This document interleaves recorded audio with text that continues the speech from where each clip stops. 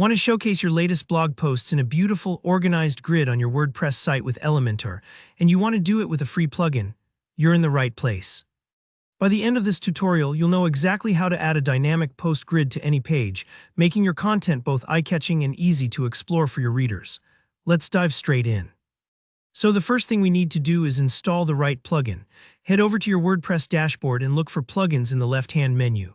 Click on Add New and you'll see a search bar at the top right. Here, type in something like the Post Grid or Post Grid Elementor add-on. You'll see a few different options pop up, but make sure you pick the one that seems the most popular or best reviewed, usually the one with lots of recent installations and updates.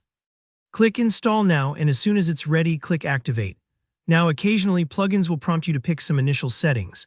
If you're prompted, for example, by the Post Grid plugin, select the option for Elementor only if that's what you plan to use. It's a little performance tip that keeps your website lean. And don't worry, these choices aren't set in stone. You can always adjust them later in the settings if your needs change.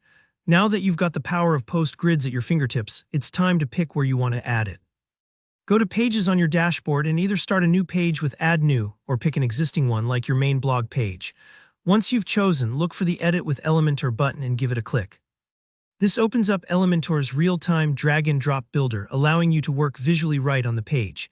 If you've never used Elementor before, don't worry. It's straightforward and honestly kind of fun once you get the hang of it.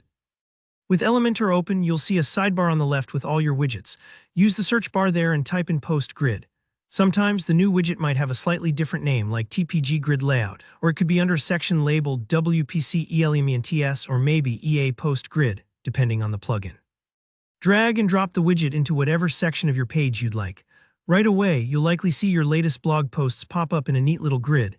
If nothing appears just yet, double-check that you actually have some blog posts published. Empty grids don't look all that exciting. Here, where the fun really begins, customizing the look and feel of your post grid. With the widget selected, keep your eye on the left panel. You'll see tabs for content, style, and advanced settings.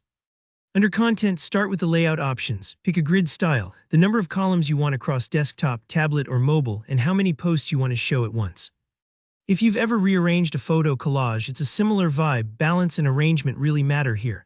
Next, check out the Query Builder. This lets you control what kinds of posts appear. Maybe you only want to show posts from your travel category, or only those tagged tutorial. You can even display pages or custom post types for a more tailored grid. And you get to decide what bits of info you want visible. Show or hide the featured image, title, author, date, comments, excerpt, or the Read More button, whatever best suits your design. Finally, hop over to the Style tab where you'll really make it your own. Adjust fonts, colors, paddings, borders. There's a ton you can tweak to match your brand or vision. Play with a few hover effects. A little color change or drop shadow adds a nice bit of interactivity when people mouse over each post. Once you're happy with how everything looks, don't forget to publish your masterpiece.